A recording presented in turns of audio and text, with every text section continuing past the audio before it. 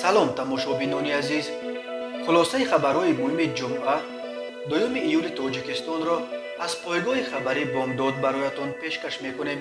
Шурӯъ мекунем аз як нигоҳи кӯтоҳ ба сархати хабари муҳими рӯз. Дар ин барнома аз 4 то 7.5 сол ҳукми 6 муҳоҷири тоҷик барои қатли варзишгари рус. машваратҳои сиёсии тоҷикистону амрико дар Вашингтон. 10 рӯзи ҳабси репсарон навик барои кирдори зидди ҷамъиятӣ. даргузашти профессор Фарида Мансурова, фарзанди академик Мансуров. писари Убайдулло Раҷабов гуфт падараш аз коронавирус вафот кардааст. 22 соли ҳукми зиндони сержанти хурд барои розаниҳои мисли филми Ҳолливуд. ҳабси шахсе ки худро муфаттиш гирифта пули ресторанро надод. мусодираи 110 кило нусх аз мусофирони тоҷик дар фурудгоҳи Калуга. як ҷавони тоҷик дар наздикии Петербург ғарқ шудааст. ва акнун тафсилоти хабарҳо. додгоҳи ноҳияи Сюзени шаҳри Москва 6 шаҳрванди тоҷикистонро ки дар марги варзишгари рус Сергей Чуев айбдор шуда буданд, аз 4 то ба 7.5 соли зиндон маҳкум кард. ҷумъа Сафаров, падари Фаридун Сафаров, яке аз маҳкумшудаҳо, рӯзи 2 июл ба Радиои Озодӣ гуфт додгоҳи ноҳияи Сюзенаи Москва рӯзи панҷшанбе дар мурофиаи ниҳоӣ писари ӯ Фаридун Сафаровро ба 7.5 соли зиндон маҳкум кард. Вай гуфт 2 нафари дигар 4 солӣ ва 3 нафари боқӣ аз озодӣ маҳрум карда шуданд. ҷумъа Сафаров афзуд аз ҳукми додгоҳ рӯзӣ нест. ҳоло бо вакили дифоъ машварат доранд ва ният доранд аз болои ҳукми додгоҳи Сюзена ба зинаҳои болоии додгоҳи Русия шикоят баранд. Фаридун Сафаров бо моддаи 111 қисми 4 кодекси ҷиноятии Русия, амале ки барои беэҳтиётӣ ба марги инсон шуд, гунаҳгор дониста шуд. ин моддаи қонуни ҷиноии Русия то 15 соли зиндонро пешбинӣ мекунад. ҳамроҳони Сафаров ба авбошии гурӯҳӣ муҷрим шинохта шуданд. маҳкумшудаҳо Фаридун Сафаров, Рустам Аминов, Фирӯз Сафаров, Немаҷон Бобоев, Мирзо Шавқат Тӯфалангов ва Меҳроҷуддин Аловиддинзода сокинони ноҳияи Махчои вилояти Суғд ҳастанд. онҳо таи 2 соли охир дар боздоштгоҳи муваққат нигоҳ дошта мешуданд ва мурофиаи додгоҳӣ бо назардошти хуруҷи бемории COVID-19 ба таъхир афтода буд. пайвандони маҳкумшудаҳо мегӯянд фарзандони онҳо дар куштори варзишгар даст надоранд ва ӯро ба марг нарасониданд. Игор Кайдан, вакили мудофиаи Немаҷон Бобоев, яке аз маҳкумшудагон, дар як суҳбати қаблӣ ба Радиои Озодӣ гуфта буд 2 айб аз парвандаи ҷавонон гирифта шуд. 3 нафари онҳо аз ҷумла шахси зерҳимояи ман, Немаҷон Бобоев, ба латукуб муттаҳаманд, дигарон ба авбошии гурӯҳӣ, афзуд вай. Сергей Чуев, варзишгари рус, шаби 8 июни соли гузашта дар ҳудуди боғи ландшафтнии минтақаи Бутоваи ҷанубии шаҳри Москва кушта шуд. мақомоти Русия 6 муҳоҷири тоҷикро дастгир карда ва гуфтанд онҳо ба сару тани ҷабридида осеб расониданд ва дар натиҷа ӯ ба об афтод. дар ҳамон ҳолат ҳам латукуби ӯро идома доданд ва дар натиҷа ӯ ғарқ шуд. ин шаҳрвандони Тоҷикистон дар сохтмони биноҳо дар Русия кор мекарданд. боздошти 6 шаҳрванди Тоҷикистон дар моҳи июни соли 2019 дар робита бо марги мармӯзи варзишгари рус дар сархати расонаҳои Русия ва Тоҷикистон қарор гирифта буд. аксҳои рӯ ба девор ва шимҳои даридаву танаҳои нимӯриёни гумонбарон ки зоҳиран аз ҷониби хадамоти полис гирифтаву дар интернет нашр шуданд, вокунишҳои зиёд дар пай дошт. дар Тоҷикистон бисёре аз корбарон ба ин таъкид карданд ки ҳатто дар ҳолати гунаҳгор будани онҳо полис ҳақ надошт бо гумонбарон чунин рафтор кунад. Игор Кайдан, вакили мудофиаи яке аз гумонбарон мегӯяд ба иттилои ӯ ходимони полиси ноҳияи Сюзена дар ин кор даст доранд, вале мақомот барои ба ҷавобгарӣ кашидани онҳо роҳ надоданд. рӯзи 1 июл дар шаҳри Вашингтон, пойтахти Иёлоти Муттаҳидаи Амрико, даври 8-уми машваратҳои сиёсӣ байни Тоҷикистону Амрико ва ҳамчунин мулоқоти котиби давлатии Амрико Энтони Блинкен бо вазири хориҷии Тоҷикистон Сироҷиддин Муҳриддин доир шудааст. بنا به اطلاع رسمی وزارت خارجه تاجیکستان، در ملاقات رهبران اداره‌های دیپلماتی دو کشور، مناسبت‌های دوجانبه تاجیکستان و امریکا در ساحه‌های سیاست، امنیت، اقتصاد، انرژتیک، تندرستی، سیاحی، گومانیتاری، اقدام‌های مشترک جهت پیشگیری همگیر کووید 19 و غیره را بررسی شده. جانب‌ها همچنین پیرامون مسائل همکاری‌های بین المللی و منطقوی تبادل افکار نمودند.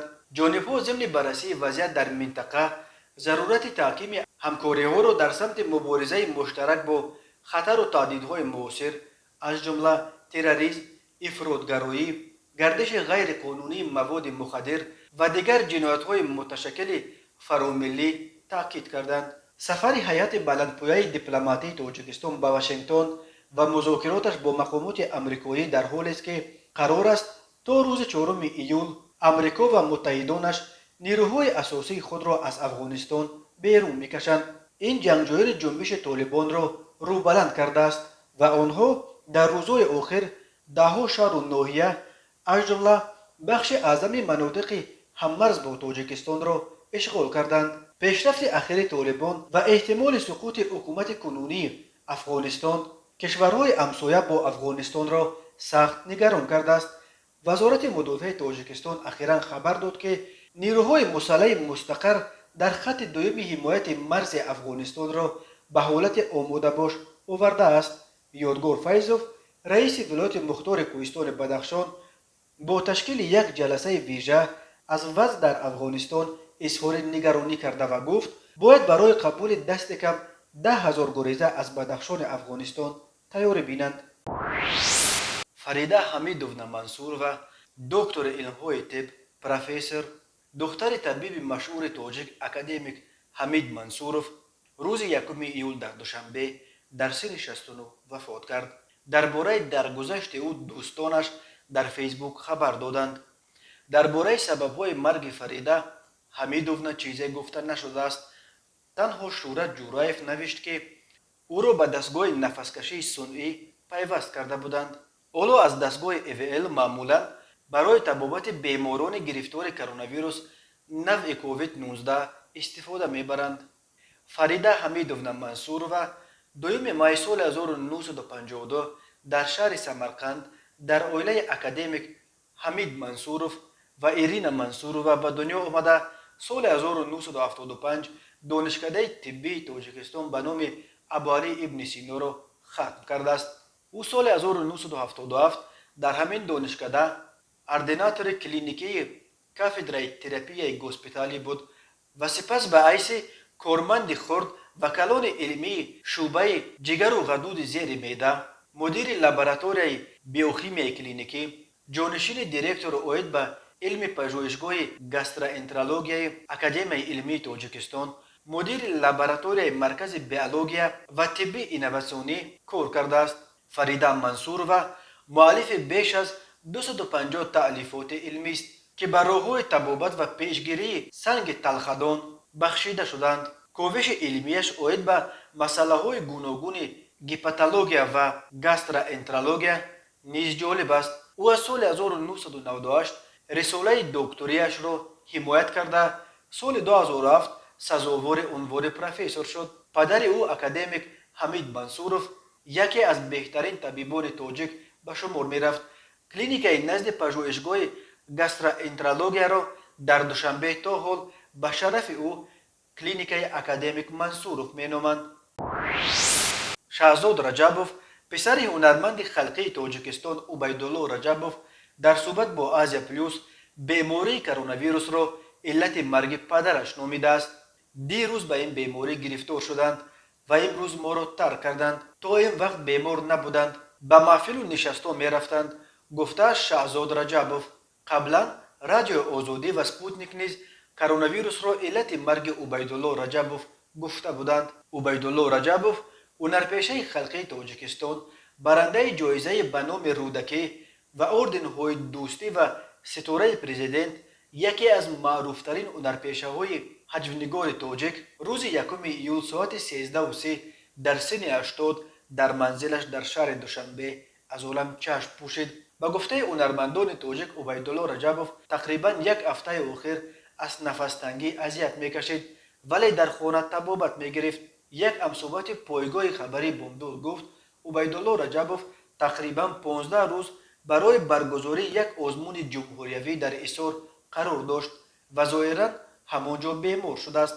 дар 2 ҳафтаи охир убайдулло раҷабов инак 11-умин шахсияти шинохтаи тоҷикистон аст ки маргашон аз коронавирус расонӣ мешавад, вале вазорати тандурустии тоҷикистон то ҳол исрор меварзад ки дар соли 2021 касе дар ин ҷумҳурӣ аз коронавирус ҷон надодааст.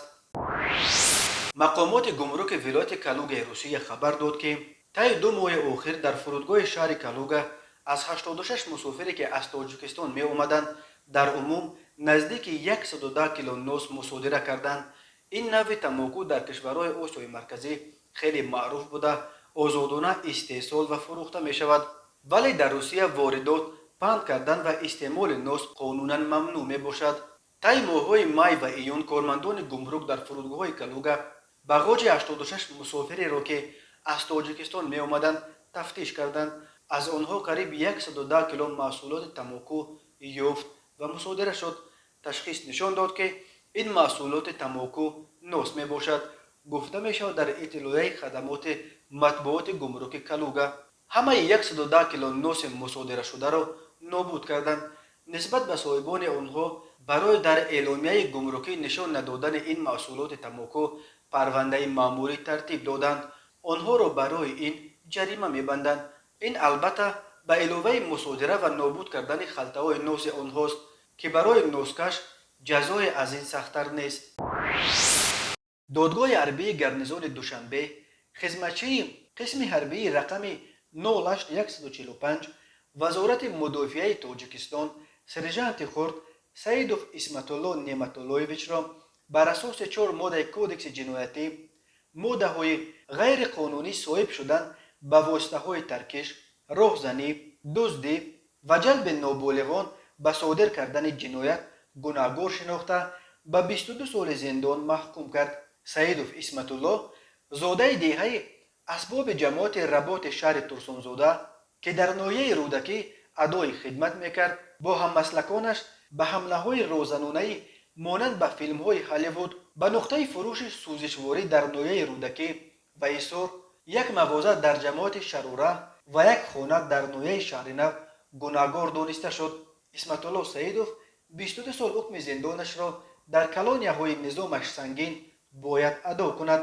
додстонӣ гуфт Саидов дар рафти адои хизмати ҳарбӣ 1 декабри соли 2019 тахминан соати 02:20 тибқи маслиҳати пешакӣ бо Шарванд Набиев Комилҷон Абдураҳмонович ва Муртузоев Ҷамшед Ибодуллоевич ҷиҳати содири ҷинояти роҳзанӣ, яъне ҳуҷум бо мақсади тасарруфи молу мулки ғайр бо истифодаи зӯроварӣ барои ҳаёт ва саломатӣ хавфнок ва ба миқдори махсусан калон ба даст овардани молу мулк дар рӯи niqob пӯшида, бо корд ва калтаки чӯбин мусаллаҳ шуда ба нуқтаи фурӯши сӯзишвории ғайрат 82 воқеъ дар ноҳияи рӯдакӣ ҷамоати деҳоти Сари Киштӣ деҳаи Чортут ҳуҷум намуда, ғайриқонунӣ вориди бинои корхона гашта, бо корду калтак таҳдид намуда, баъзеи камераи банаворгирии онро аз кор бароварда, шишаҳои нуқтаи сӯзишвории мазкурро шикаста, Саидов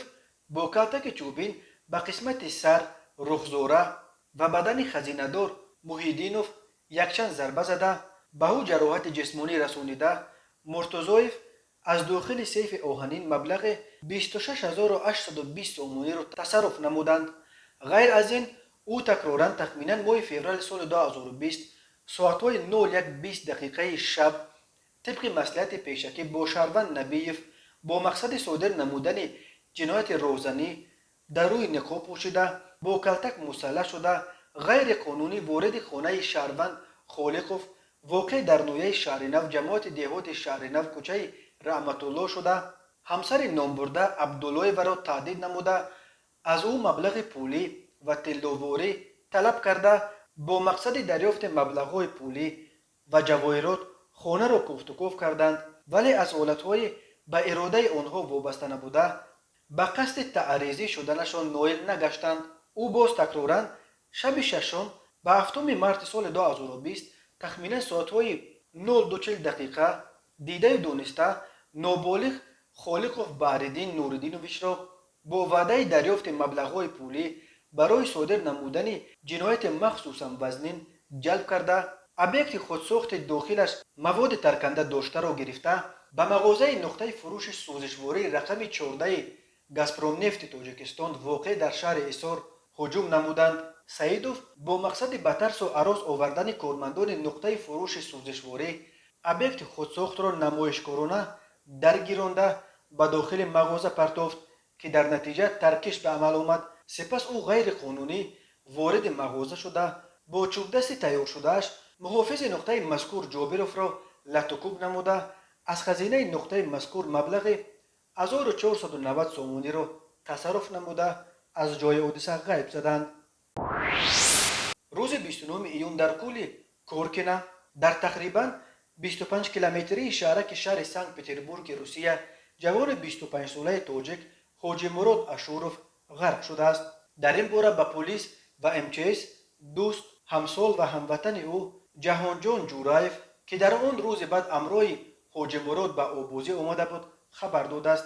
کانال DTP ایچپ سنت پتربورگ پیتر آنلاین در شبکه فکنتاکت عکس‌ها و ویدیوی فرستاده شاهدان حادثه را نشر کرد و خبر داد که جوان تاجیک ساعت 13:30 غرق شده است ولی مأموریت کل یگان وسیله نجات نداشته است. پلیس با وجود دعوت‌های به تکرار تنها بعد 1.5 ساعت به جای حادثه رسیده است.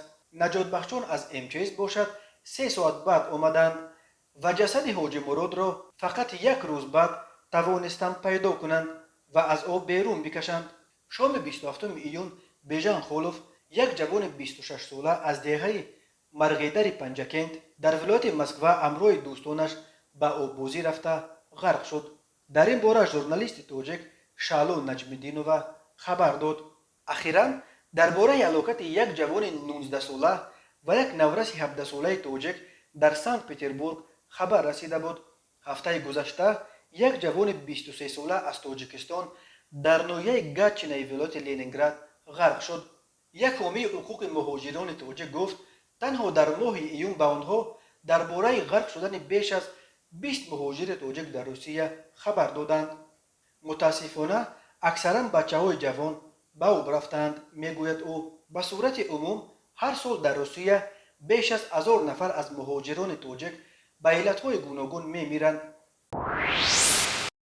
ریاست وزارت کارهای داخلی شهر دوشنبه خبر داد که با قرار دادگاه ولیف نوروز یک ساکن 26 ساله پایتخت تاجیکستان که با تخلص ناوک امسی ترانه‌های رپ میخواند به 10 روز حبس مأموری گرفته شد. دادگاه او را بر اساس ماده 460 کودکس حقوق بیرونکنی مأموری تاجیکستان در میده اوباشی گناهکار دانست. مرکز مطبوعات ریاست وزارت کارهای داخلی دوشنبه در شرح این پرونده گفت اخیراً در اینترنت ویدیو یک حالت بی‌ترتیبی و کردار دغل ضد جمعیتی یعنی قصداً از جایش برکندن تجهیزات خودکار بانکی از جانب یک نفر جوان 20-25 ساله نشر شد. کاربران با ارسال این نوار از مقامات میلیسای دوشنبه خواستند تا این جوان اوباش را پیدا کرده به جوابگری بکشانند. در نتیجه تفتیش قضیه کارمندان میلیسای دوشنبه جوان در نوار انعکاس یافته را معاین و دستگیر کردند. معاین گردید که این نفر شهروند ولیف نوروز شریفوویچ سال تولدش 1995 استقامت کننده شهر دوشنبه کوچه فردوسی اویلادور صاحب 2 فرزند ریپسارو با تخلص ناوک امسی می باشد. ضمن سنجش حادثه های نامبرده ابراز داشت که سنه 25 ایون سال جاری تقریبا ساعت 16:00 دقیقه با مقصد گرفتن مبلغ به نقطه دستگاه خودکار بانکی که به شرکت دوشنبه سیتی تعلق دارد رفته کارت خود را به بانکمات وارد ساخته است که با سبب نقصان تکنیکی داشتن دستگاه مبلغ گرفته نمیتواند. از این حالت نامبرده عصبانی شده با ویران نمودن ترتیبات جمعیتی دستگاه خودکار بانکی را از جای نصب شده برکندنی شده یک چند مرتبه به دستگاه ضربه میزند. آمده است. در خبر اسم ناوک امسی بار اول 3 ماه پیش وقتی ورد زبان شد که او همراه شاکر نام یک ریپسروی دیگر ترانه را با نام خائنان ملت نشر کرد. آنها در این ترانه مخالفان و منتقدان حکومت کنونی تاجیکستان را به باد انتقاد میکشند که از این وطن فرار کرده حالا از دور به طرف تاجیکستان سنگ میاندازند. مرکز مطبوعات ملیسای شهر دوشنبه خبر داد که با قرار دادگاه تاج‌الدین رستموف ساکن 32 ساله دیگه لنگر نویه مومن آباد با جرم میده افباشی و ویران کردن ترتیبات جمعیتی به 10 روز حبس مأموری محکوم شده است. تاج‌الدین رستموف در آن گناهکار دانسته شد که شب 27 میلیون در مرکز دلخوشی زیبای میر در کوچه بورباد پایتخت برای آنکه بیش از 700 سامانی پول خوراک و مشروبات استعمال کردهش را پرداخت نکرده خود را مفتش ریاست وزارت کارهای داخله در شهر دوشنبه معرفی کرده با صاحب این مرکز دلخوشی مناقشه کرده است. اخیرا در اینترنت ویدیو نشر شد که در آن یک جوان در یک قطار شبکه‌های اجتماعی نواری را نشر گردید که به گفته مؤلفش یک جوان در یکی از طربخانه‌های پایتخت استراحت و انواع گوناگون خوراک و مشروبات استعمال میکند، ولی وقتی حساب و کتاب خود را مفتش ریاست وزارت کارهای داخله در شهر دوشنبه معرفی نموده از پرداخت پول خوراک و مشروبات استعمال کردهش در حجم زیادتر از 700 سامانی سرکشی میکند و ترتیبات جمعیتی را دغلانه ویران کرده از داخل طربخانه غیب زده است.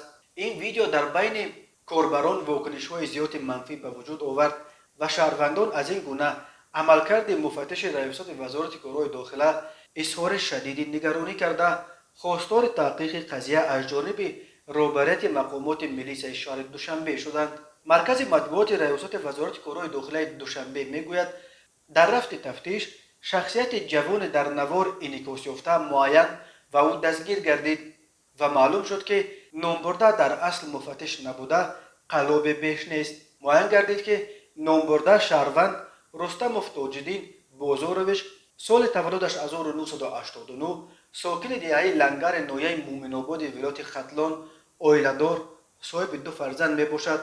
ضمن پرسش نامبرده تصدیق نمود که سحنه 27 ایون سال جاری تقریبا ساعت 22:30 به مرکز دلخوشی زیبای میر واقع در کوچه بورباد شهر دوشنبه رفته بر زمین نپرداختن مبلغ خوراک و مشروبات استعمال کردهش با صاحب ملک مرکز دلخوشی مناقشه و ترتیبات جمعیتی را دغلانه ویران کرده است. با نظرداشت حالت‌های مذکور نسبت دستگیر شده رستموف تاج‌الدین طبق طلبات ماده 460 میده افباشی کودکس حقوق ویرانکنی مأموری جمهوری تاجیکستان پرونده مأموری ترتیب داده شده نسبتش با قرار سود جزا در نمود حبس مأموری به مهلت 10 شبانه روز تعیین کرده شد. گفته می شود در گزارش ریاست وزارت کارهای داخله دوشنبه به گفته مقامات عین حال جهت معین نمودن دیگر حالت‌ها از جانب نامبرده صادر گردیدن کردارهای غیر قانونی چاره‌بینی‌های فوری جریان دارد. تماشابینان عزیز و گرامی، این بود مرور به خلاصه چند خبر مهم روز 2 ایول تاجیکستان. خبر و گزارش‌های بیشتر از تاجیکستان و درباره تاجیکستان را در سامانه پایگاه خبری بامداد پیگیری نمایید. www.bomdad.com. خوش باشید.